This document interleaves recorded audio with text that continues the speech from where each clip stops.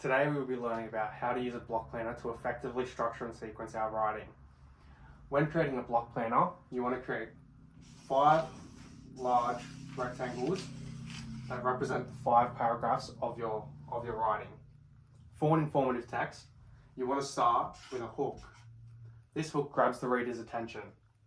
To do that, you use an imagined sentence, and that imagined sentence makes the reader feel something. Next, you want to tell the reader where something happened and when something happened. To finish off your introduction, you want to state a wow statement.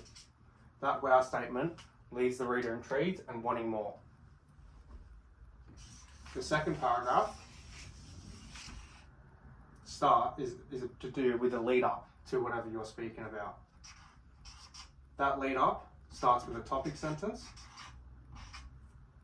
After that topic sentence, you want to tell the reader more. So elaborate, and you want to tell them even more. So elaborate again. Finally, link the final sentence to the main event. The third paragraph is where you address the main event.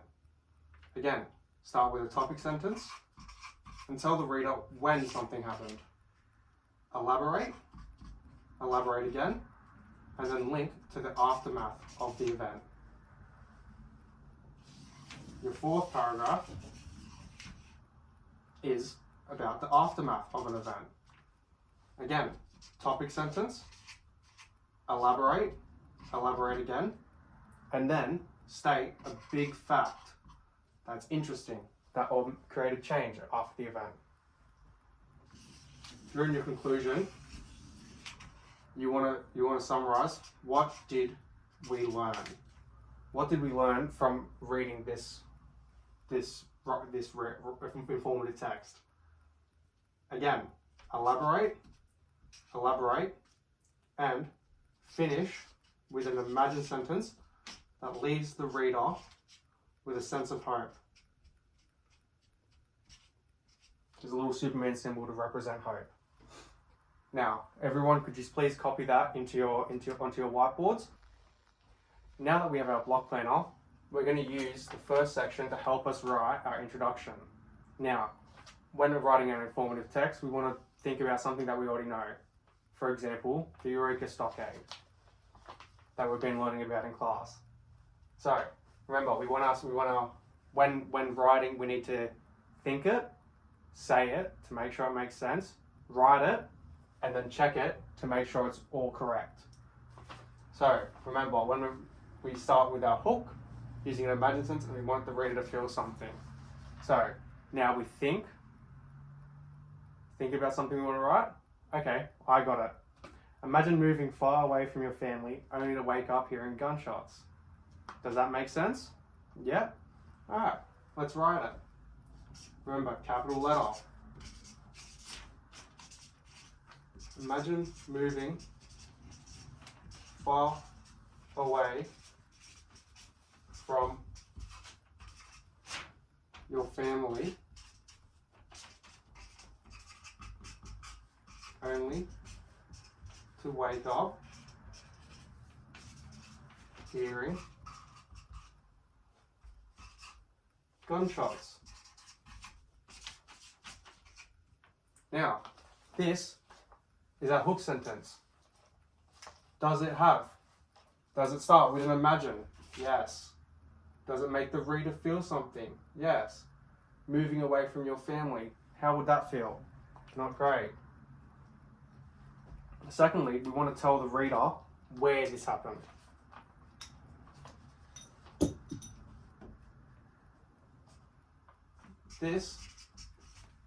So think it. Alright. Say it. This was the reality for the diggers at Bakery Hill, Ballarat. Does that make sense? Yep. Let's write it. This was the reality for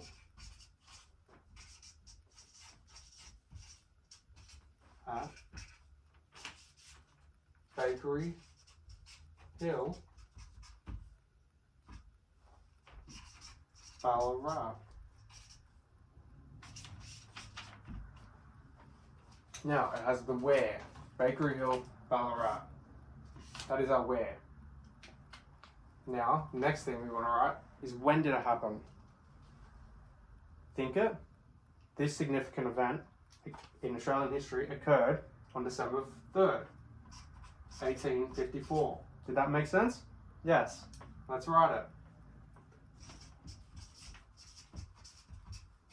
This significant event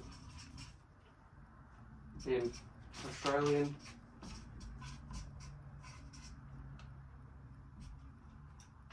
history occurred on December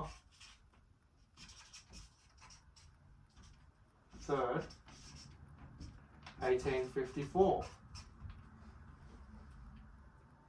This is when it happened. Now, after we write it, what do? We check it. Have we got all capital letters? No, I didn't capitalize December. Remember, months are always capitalized. This is why we always check our writing. Remember, think it, write it, say it, check it. Write it, check it. To finish off our introduction, we're going to use a wow sentence. Alright, this was a pivotal day of the Eureka Stockade.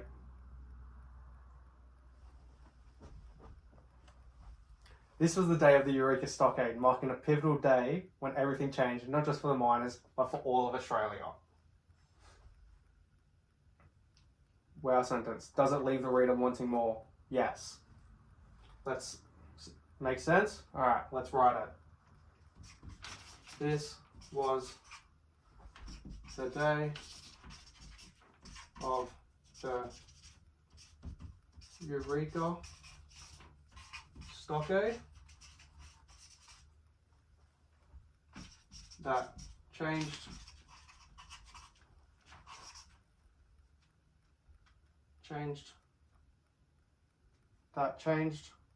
everything for all of Australia.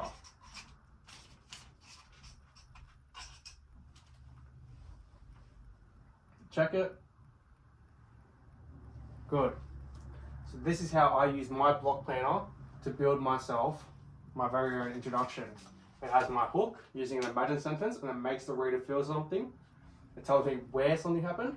It tells me when something happened, and it leaves the reader wanting more.